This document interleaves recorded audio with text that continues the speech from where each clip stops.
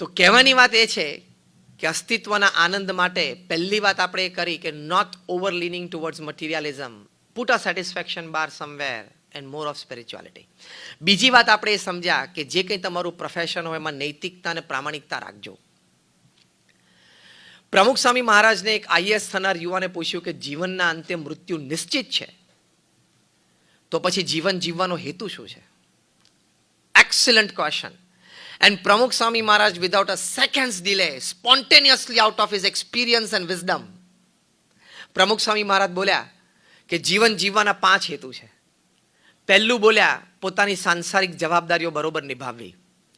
બીજું બોલ્યા કે નૈતિક અને પ્રામાણિક પુરુષાર્થ કરવો અને શાસ્ત્ર પ્રમાણે પવિત્ર જીવન જીવવું. ત્રીજી વાત એમણે કરી કે અન્યને મદદરૂપ થવું, પોતાની ક્ષમતા પ્રમાણે અન્યને મદદરૂપ થવું. ચોથી વાત એમણે કરી કે ભગવાન પ્રત્યેની અતૂટ શ્રદ્ધા અને ભક્તિ રાખવા. અને પાંચમી વાત એ કરી કે પોતાના આત્માનું કલ્યાણ કરવું. આ 5 વાત બને તો જીવન તમે જીવ્યા કહેવાય. Only then you lived a human life. If you are not focused on these 5 things, it's a cat life, donkey life and dog life. આ 5 ઉપર ફોકસ ના રહે. પ્રવૃત્તિ બધી કરીએ. તમે કોઈ પણ વ્યવસાયમાં કામ કરો, કોઈ પણ જગ્યાએ દુનિયામાં રહો, your focus must be on this 5 principal points. તો તમે human life ડિગ્નિફાઈડ, human life with morals and સ્પિરિચ્યુઅલ્સ તમે જીવ્યા કહેવાય. તો પોતાની સાંસારિક જવાબદારીઓ બરોબર નિભાવી.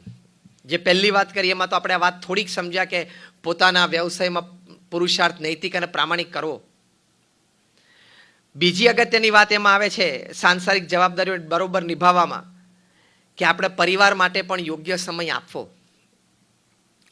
થોડું બેલેન્સથી જીવતા શીખવું. 4 શનિ રવિ કાઢી નાખો મહિનામાંથી એટલે 24 દિવસ તમારા વર્કિંગ હોય છે. આપણે એક નોર્મલ ગણતરી કરીએ છીએ. 4 વીકેન્ડ્સ તમે કાઢી નાખો ને if you are working 5 day week તો તમારી પાસે 24 દિવસ વર્કિંગ છે. 24 માંથી 4 દિવસ તમને રાત્રે 9:30 પછી આવવાની છૂટ, કામ વધારે હતું. બાકીના 20 માંથી પણ 4 દિવસ તમને રાત્રે 8:30 પછી ઘરે આવવાની છૂટ, કારણ કે ટ્રાફિક વધારે હતો. બાકીના 16 દિવસ if you cannot come back to your family by 7:30, let me tell you on face that you are a very poor manager of time and work.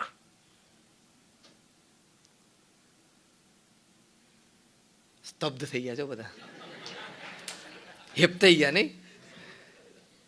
કારણ કે આવી વાતો જ તમે નહીં સાંભળી હોય. અને અમારા સંતોને તો સાચી વાત કહેવા માટે તમે બોલાવ્યો છે મને, બરાબર છે ને? એટલે અમે તો સાચી વાત કહે, કારણ કે અમારે તમારી પાસેથી કોઈ સ્વાર્થ નથી. તમારા ખિસ્સામાં 5 રૂપિયા છે એની અમને કોઈ સ્વાર્થ નથી, કારણ કે અમે પૈસાને અડતા પણ નથી, અમારા બેંક એકાઉન્ટ પણ નથી. હું 26 વર્ષથી સાદું થયો, એક જ સ્ટાઇલના કપડાને એક જ કલરના પહેરું છું, અને એ 2 જ જોડી છે. બહુ વરસાદ હોય ને રાત્રે સુકાઈને તો સવારે ટેન્શન હોય કાલ શું પહેરશું. અને the footwear that I am wearing is only the 3rd in 26 years. એટલે મારે તમારી પાસેથી કોઈ અપેક્ષા નથી. મને 2 જોડી કપડાં 2 ટાઈમ જમવાનું મારી સંસ્થા આપી દે છે. પણ આજે આપણે ભેગા થયા છીએ તો એક સારો વિચાર, એક સાચી વાત જે તમારા જીવનને ઉત્કર્ષ અને ઉજવણી તરફ લઈ જાય એની વાત કરવાની છે. બાકી we don't have any self interest in coming here, but to give you just something selfless. તમને નિસ્વાર્થપણે આપવા માટે આવ્યા છીએ, લેવા માટે તો કંઈ આવ્યા જ નથી. બહાર ભલે ગમે તેટલા બોર્ડ હોય દેના બેંકના, અસલ દેના બેંક તો અમે જ છીએ. દેના हम देते हैं, सुबह से देते हैं, विचार देते हैं, अच्छी प्रवृत्तियां की प्रेरणा देते हैं, अच्छा वर्तन सिखाते हैं. એટલે દેના બેંક તો અમે જ છીએ, વિચાર વર્તન ને પ્રવૃત્તિ તો. What I mean to say is કે if 16 days out of 24 working days, if you cannot come back to your family by 7:30, you are a very poor manager of time and work. દુનિયાના સૌથી ધનાઢ્ય વ્યક્તિ Warren buffet રાત્રે સાંજે 6 વાગ્યા પછી pen મૂકીને ઊભા થઈ જાય છે. એમને કહ્યું કે from morning 9 to 6 I am a businessman, સાંજે 6 to 9 I am a family man, અને રાત્રે 9 થી 10:30 હું એક સ્પિરિચ્યુઅલ એન્ટિટી છું. તે રાત્રે સાંજે 6 વાગે રોજ ઓફિસમાંથી ઊભા થઈ જ જાય છે. એને તમારા લોકો કરતા જરા ઓછું કામ રહેતું હશે નહીં?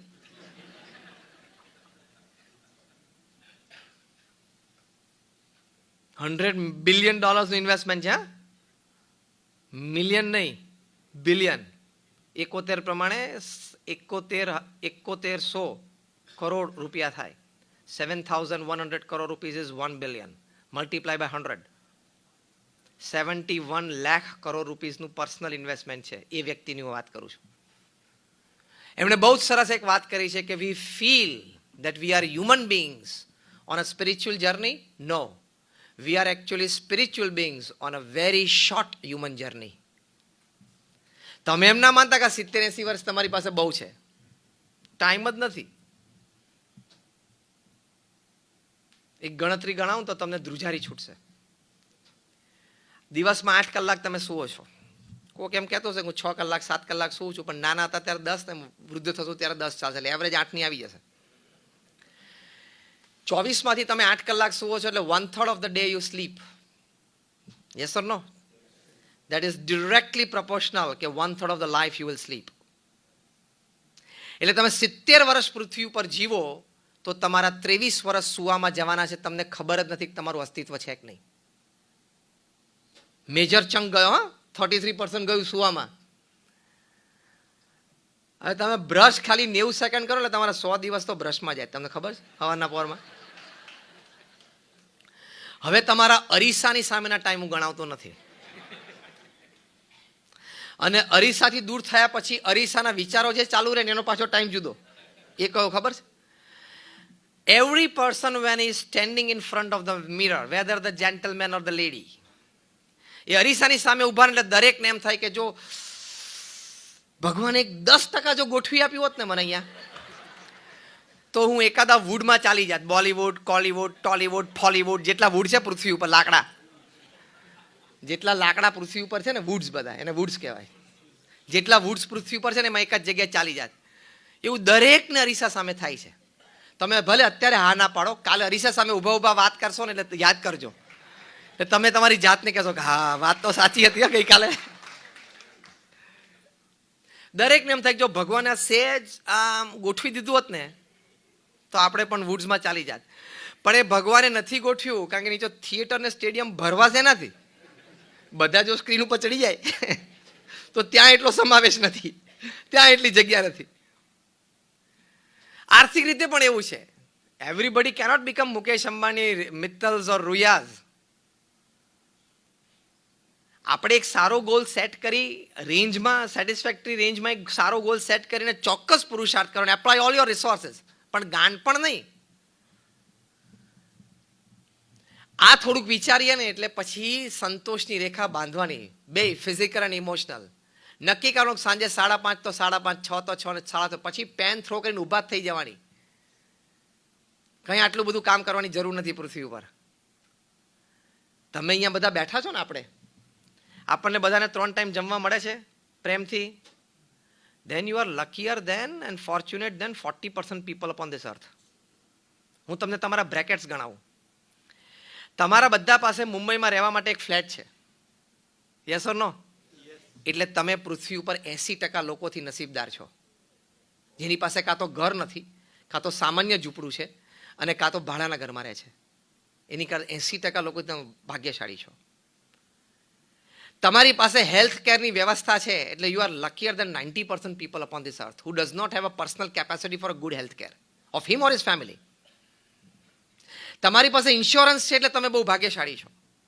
In short, if I give you the entire list, આપણે જે અહીંયા બેઠા છે ને, we are luckier than 98.5% people upon this earth. આ મેં 2-3 વસ્તુ ગણાવીને એમાં તમે 90% ક્રોસ કરી ગયા. તો તમે દુનિયાના 7 અબજની વસ્તીમાં 1.5%ના બ્રેકેટમાં તો આવી ગયા છો. પછી રોજ સવાર ઉઠીને અંતિલિયામાં જેનું કામ રડો છો? પછી રોજ સવાર ઉઠીને મુકેશ અંબાણીનો 40 માળનો 27 માળનો બંગલો જો આમ થઈ જાય. કારણ કે અહીંયા ક્લેરિટી નથી, અહીંયા ક્લેરિટી નથી વિચારની, એટલા માટે.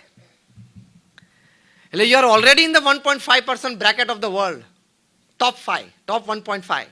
98.5% પીપલ કરતા આપણે બધા સુખી છીએ. પછી તો સંતોષ માનો, પછી તો ભગવાનનો આભાર માનો. જગદીશચંદ્ર બોઝ હતા, એ બહુ જ નાના હતા. એક વખત રાત્રે કંઈક રમતા રમતા સંધ્યા ટાણા પછી કંઈક બોલ કે કોઈ પદાર્થ હશે ઝાડમાં ફસાઈ ગયો, એટલે લાકડીથી પાળવા જતા હતા. ત્યારે એની માએ કહ્યું કે બેટા રાત્રે ઝાડને લાકડી ના મળાય. ઝાડ છે ને, વૃક્ષ છે ને, સૂતા હોય. નાના બાળકના મનમાં વિચાર આવ્યો કે વૃક્ષ સૂતા હોય. એ વિચાર એટલો બધો એમના મનમાં ઘુમરાયો. એ મોટા થયા, વૈજ્ઞાનિક થયા, અને સંશોધન કર્યું, અને જગદીશચંદ્ર બોસે દુનિયાને કહ્યું કે વનસ્પતિમાં પણ જીવ છે, જે આજે વિજ્ઞાન માને છે. એની માની એક સામાન્ય નાની વાત, પણ આ બુદ્ધિ જરા ખુલ્લી હતી ને સતેજ હતું ને, એટલે બુદ્ધિ ખુલ્લી અને સતેજ. બીજી એક ફિટનેસની વાત છે. આ ફિટનેસની દ્રષ્ટિએ છેલ્લો પ્રસંગ હું તમને કહું છું, પછી આવી ફિટનેસ કેવી રીતે ડેવલપ કરવી ને એની વાતો આપણે સમજશું. ખૂબ સારો વિચાર કોઈ પણ ક્રિયા પ્રતિક્રિયા પ્રત્યે, કોઈ પણ કાર્ય પ્રત્યે કરવો, લાંબા સમય સુધી કરવો, ગહન રીતે કરવો, ઊંડાણમાં જવું અને પછી જ નિર્ણય લેવો, એ ફિટનેસ છે. આમ કંઈક લોભામણી આઈટમ દેખાય ને ઇન્વેસ્ટમેન્ટ કરી નાખવું. Everything that glitters is not gold. અંગ્રેજીમાં એક કહેવત છે, દરેક ચમકતી વસ્તુ સોનું હોતી નથી. સુરતમાં ગોલ્ડના બદલે આપણે ડાયમંડ વાપરવાનું. Everything that shines is not diamond, નહીં, રિયલ ડાયમંડ. આગળ એક શબ્દ ઉમેરવો પડે તો વાક્ય સાચું ઠરે. કારણ કે હવે તો લેબમાં બનવા માંડ્યા અને બહુ સસ્તા બને છે, અને એવા જ લાગે છે. જબરી સ્પર્ધા હવે ઊભી થવાની છે તમારે. હા, થઈ જ ગઈ છે, અને એનું માર્કેટ પણ ખૂબ તેજી પકડવાનું છે, ખૂબ. એટલે everything that shines or glitters is not real diamond. It can be a lab made diamond. એટલે ઇન્વેસ્ટમેન્ટ કે વેપાર કે ધંધો, એમાં ચમકતી વસ્તુ જોઈને તરત આકર્ષાઈ જવું નહીં. ક્યાં કંઈક સારું લાગે છે, વિચારવું. વિચાર શક્તિમાં એટલી તાકાત છે that you can see beyond the wall. તમને દિવાલની પાછળની વસ્તુ અહીં બેઠા બેઠા અનુમાનની દ્રષ્ટિએ દેખાય. સ્થૂળ તો નથી દેખાવાનું આ દિવાલની પાછળ, પણ રાઈટ ગેસિંગ તમે કરી શકો છો. તે ખૂબ ઊંડા વિચાર સાથે જ એ આપણે આગળ વધવું. મેં કહ્યું એમ 100 વાર વિચાર કરીને નક્કી કરવું, તો જ તમે ખોટ અથવા પીછેહટ અથવા નિષ્ફળતા, that is a setback, a failure or a fall ની શક્યતાઓ ઘટી જાય. એટલે વિચારને થોડું પ્રાધાન્ય આપવું, તરત નિર્ણય ઉપર ન આવી જવું. આપણા સત્શાસ્ત્રો પણ શીખવાડે છે કે ધર્મ સંબંધી જે કાર્ય હોય, ભગવાન સ્વામિનારાયણે આ વાત શિક્ષાપત્રીમાં લખી છે કે ધર્મ સંબંધી કાર્ય હોય તત્કાળ કરવું, પણ વ્યવહાર સંબંધી કાર્ય હોય એ ખૂબ વિચારીને કરવું. એટલે શું, પેલું પછી બોલવાનો વારો ના આવે, એટલે આ તો ભરાઈ ગયા. દેશી ભાષામાં બોલે છે ને કે આ તો ભરાઈ ગયા, એટલે એવો પ્રસંગ ઊભો ન થાય. તો એ વિચાર ઊંડાણપૂર્વક કરવો, કારણ કે આપણને બુદ્ધિ આપી છે ભગવાને, આપણે વિચારશીલ છીએ. એટલે વ્યવહાર હંમેશા ખૂબ વિચારીને કરવો, તો એ ફિટનેસ છે. તો સારી રીતે આપણે સર્વાઈવ થઈ શકીએ. તો ફિટનેસની આ બધી વાતો આપણે સમજ્યા કે સંઘર્ષ સામે ટકી રહેવું, સંઘર્ષની સામે સંઘર્ષ કરતા રહેવું એ ફિટનેસ. પોતાનો આત્મવિશ્વાસ કોઈ દિવસ ખોવો નહીં, વોલ્ટ ડિઝનીની આપણે વાત કરવી, એ ફિટનેસ. ગમે તે સંજોગ અને પરિસ્થિતિ જીવનમાં નિર્માણ થાય, પણ સામે બળે લડી લેવું, સુનિલ ગાવસ્કરના પ્રસંગ ઉપરથી આપણે નક્કી થયું કે ફિટનેસ કહેવાય.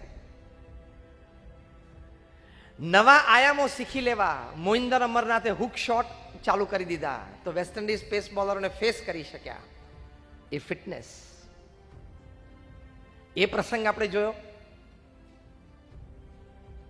મહાદેવભાઈ દેસાઈનો પ્રસંગ જોયો કે જીવન પથ જે નક્કી કરેલો એમાંથી ક્યારેય ચલાયમાન ન થવું, એ ફિટનેસ. નરેન્દ્ર એટલે સ્વામી વિવેકાનંદજીનો પ્રસંગ આપણે જોયો. ગુરુહરિ મહંત સ્વામી મહારાજનો પ્રસંગ જોયો કે જીવનનો અંતિમ લક્ષ્ય નક્કી કર્યો હોય અને જે સંબંધો નક્કી કર્યા હોય એમાંથી ક્યારેય ચલાયમાન ન થવું, એ ફિટનેસ. એડવિન મોસેસનો પ્રસંગ આપણે જોયો કે અંતિમ લક્ષ્ય સ્પષ્ટ હોય ને એ તરફ જ દ્રષ્ટિ રાખી, તો વચ્ચે કોઈ વિઘ્ન તમને દેખાતા જ નથી, અસર કરવાની વાત તો બહુ દૂર રહી, એ ફિટનેસ છે. ન્યૂટનના પ્રસંગ ઉપરથી અને જગદીશચંદ્ર બોઝના પ્રસંગ ઉપરથી આપણે જોયું, અને આ સોફ્ટવેર એન્જિનિયરના પ્રસંગ ઉપરથી જોયું કે બુદ્ધિ ખુલ્લી રાખવી, સતેજ રાખવી, અને ચારેય બાજુથી જે શુભ વિચાર અથવા તો વાત મળતી હોય એ સ્વીકારવી અને એની પર વિચાર કરવો, એ ફિટનેસ. જીમમાં જઈને આપણે ફિઝિકલ ફિટનેસ માટે તો ઘણા પ્રયત્નો કરતા હોઈએ છીએ, પણ આ બધી વાતો છે મેન્ટલ અને ઇમોશનલ ફિટનેસની છે, કે મેન્ટલ અને ઇમોશનલ ફિટનેસ તમે મેન્ટેન કરો તો જીવન સારી રીતે જીવી શકાશે. નહીં તો ઘણી વખત એવા સંજોગો આવતા હોય છે કે સુસાઇડના દર બહુ વધી જતા હોય છે. અત્યારે થોડોક સ્પેટ વધ્યો છે, આપઘાત, આત્મહત્યાનો થોડોક દર પાછો ઉપર ગયો છે. હવે બની શકે છે કે સંજોગો અને પરિસ્થિતિ એવા બને, પણ એક વાત સમજી રાખવાની કે 10-15 વર્ષે દરેક દેશ છે એ સ્લોડાઉનમાંથી પસાર થાય જ છે. તમે એમ કહો કે કાયમ વેપાર ધંધાનો ગ્રાફ આમ જ ચડ્યા કરે જેટની જેમ, તો એ શક્ય નથી. Do you believe or not? Yes or no? દરેક વખતે ધંધા વેપારમાં લાભ એ જેટની જેમ આમ ચડ્યા જ કરે, એ શક્ય નથી. એટલે માર્કેટ્સ તો અપ એન્ડ ડાઉન થવાની, એ કુદરતે ગોઠવેલું છે તંત્ર. તમે તમારા હૃદયનો કાર્ડિયોગ્રામ કઢાવો ને એટલે પણ આમ સાઇન વેવ આવે, ચડ ઉતર આવે.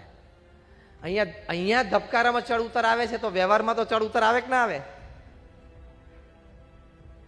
એટલે એ સમયને પસાર કરી દેવાનો હોય, એ સમય તમારી ઉપર હાવી ન થઈ જાય, એ તમારી ફિટનેસ છે. બાકી સમજી રાખવાનું કે every 10 to 15 years every country passes through this cycle. પણ ભગવાનની કૃપા છે કે આ વર્ષે સમગ્ર દેશમાં વરસાદ ખૂબ સારો થયો છે. ઘણી બધી જગ્યાએ બહુધા 100% ઉપર વરસાદ થયો છે. એટલે રૂરલ ઇકોનોમી જાગશે. રેબાઈ ક્રોપ શરૂ થશે ને એટલે વિન્ટર ક્રોપ, શિયાળુ પાક છે ને સારો આવશે દેશમાં, એટલે પાછું જોડું તેજી આવશે. શહેરમાં તેજી ગ્રામીણ ઇકોનોમીના આધારે રહેલી છે. જે દિવસે ધરતી તમને 1/100 દાણા કરીને આપે ને એ જ દિવસે જ તમારા શહેરમાં ફ્લેટ વેચાય અને એ જ દિવસે હીરા વેચાય, બાકી ના વેચાય.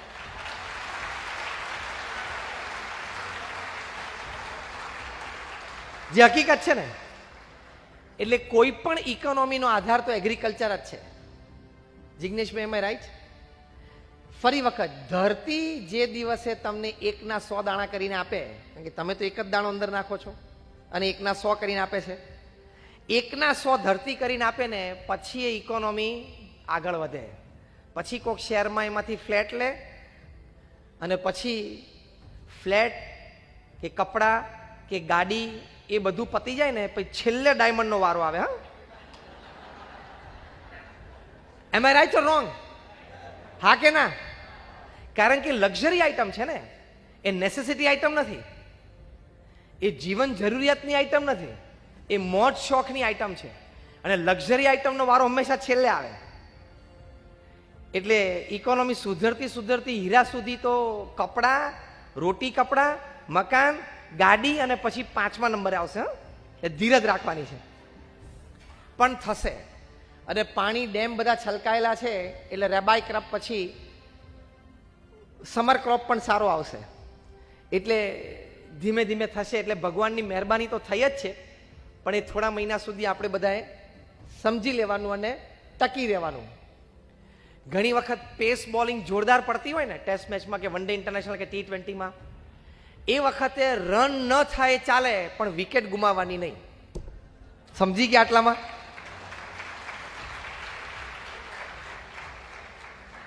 ઘણી ટીમ પાસે ઓપનિંગ બોલર્સ બે એટલા તાકાતવાળા હોય ને કે આ બાજુની ટીમને ઓપનિંગ બેટ્સમેનને કહેવામાં આવ્યું હોય કે તમે આની 5-5 ઓવર કાઢી નાખજો, એવું કહેવામાં આવે. હા, કે આની 5-5 ઓવર આપણે કાઢી નાખવાની છે. એની 10 ઓવરમાં 25 ને 30 કે 18 ને 22 રન થયા હશે ને 10 ઓવરમાં, તોય ચાલશે. પણ આ બે છે એની સામે તમે જોખમ લેતા નહીં. એ બહુ જ ધ્યાન રાખવાનું. એટલે એ વખતે આવી બોલિંગ પડતી હોય ને જે અત્યારે પડી રહી છે માર્કેટમાં, ટેરિફિક પેસ બોલિંગ ચાલે છે ને ઇન કટિંગ આઉટ કટિંગ ચાલે છે, એમાં સિંગલ ડબલ બધું જતું રહે. એટલે એવી પેસ બોલિંગ પડતી હોય ને ત્યારે વિકેટ ટકાવી રાખવી એ અગત્યની વાત છે. કોઈ નફાવાળો ધંધો ન થઈ જાય તો ચાલી જશે, પણ આ સમય કાઢી નાખવાનો એને શું કહેવાય? ફિટનેસ કહેવાય. કે ફિટ, મેન્ટલી ફિટ વ્યક્તિ હોય ને આવો નિર્ણય લે કે અત્યારે મારે ખાલી ટકી જવાનું છે આ 4-6 મહિના.